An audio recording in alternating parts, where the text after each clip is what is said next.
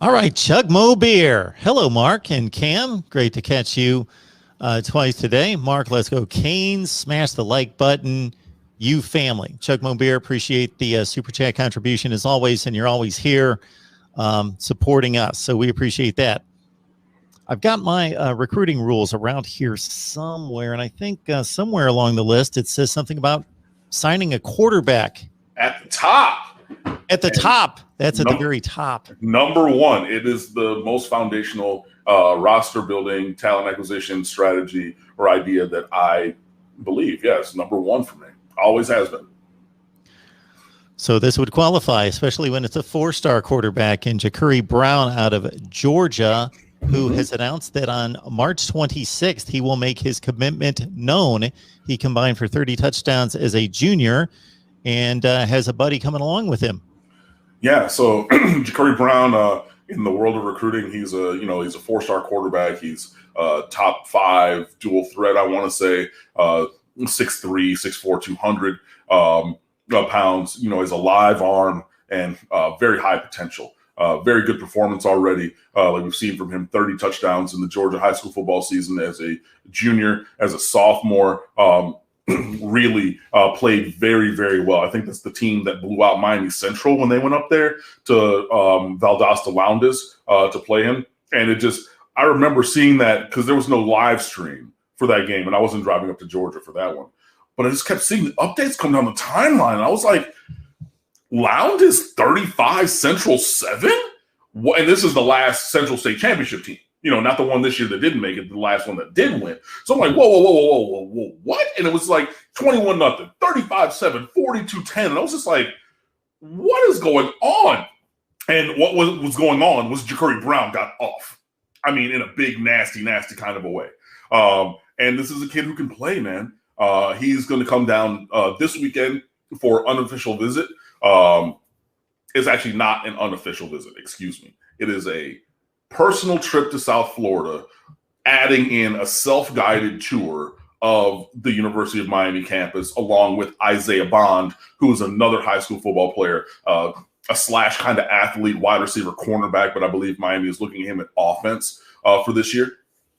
So those two are coming down to South Florida together, and then they're going to go around and catch the scene and everything because the recruiting dead period is ongoing. So it's not an official visit in connection with Miami recruiting. But, I mean, let's put two and two together.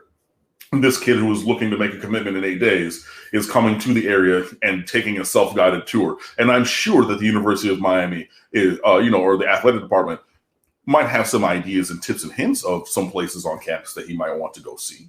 Maybe you go check out the Learning Center. Maybe you go check out the Memorial Building. Maybe you go over and you check out the University Village or the new on-campus apartment area that's on the side of the lake. Maybe you go to the University Center. Maybe you go by the new Shalala Student Center and check those things out. And you go around.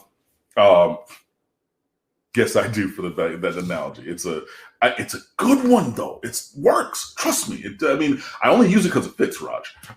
But yeah, so Jacurri Brown's going to come down and look around and things like that, and so is Isaiah Bond. And I'm very strong of the opinion that both of those guys are going to commit to the University of Miami, leading with Jacurri Brown next week, Friday, on the 26th, 8 days time from now when we're recording this. So it will be fulfilling the number one recruiting rule. And again, if you have not read those, it's up on the front of State of the U still, because it's one of the best things I've ever written, with ideas and input from a lot of guys in the world of recruiting that Bud Elliott, Andrew Ivins, Michael Felder, Tyler Donahue, even other local guys that you read, David Feronis, and a couple other. I think I talked to like 8 or 10 people from that. So it's not just my ideas. I connected with a lot of professionals in the industry, and I really think that I put them together in order. But I was always saying that recruiting rule number one is you have to have a quarterback, and you do, because you're, number one, throwing numbers at the problem, and number two, you're planning for the future, because especially at the collegiate level, it's,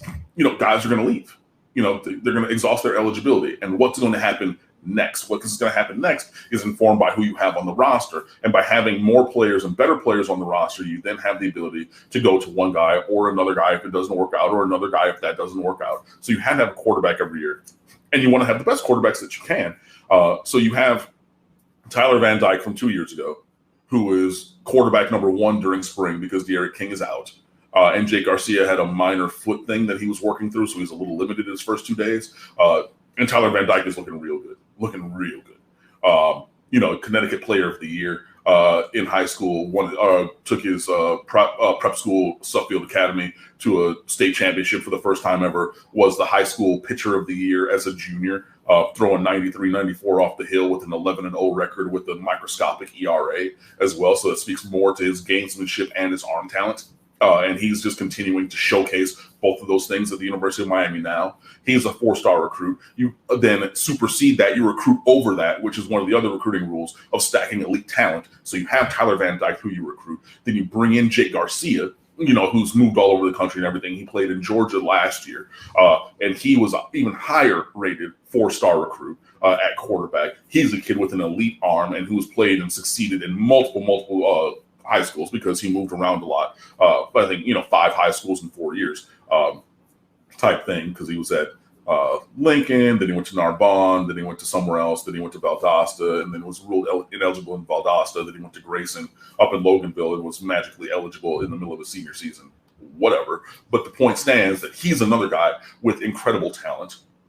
So you have those two, and then you add in a Jacurri Brown, and then you have a guy in Peyton Matoka, who was the small schools or co-small schools Player of the Year in Houston for small prep schools and things like that, along with Garrett Gilbert, who was recruited by Texas but ended up at Arizona and everything. And he's super athletic for the position.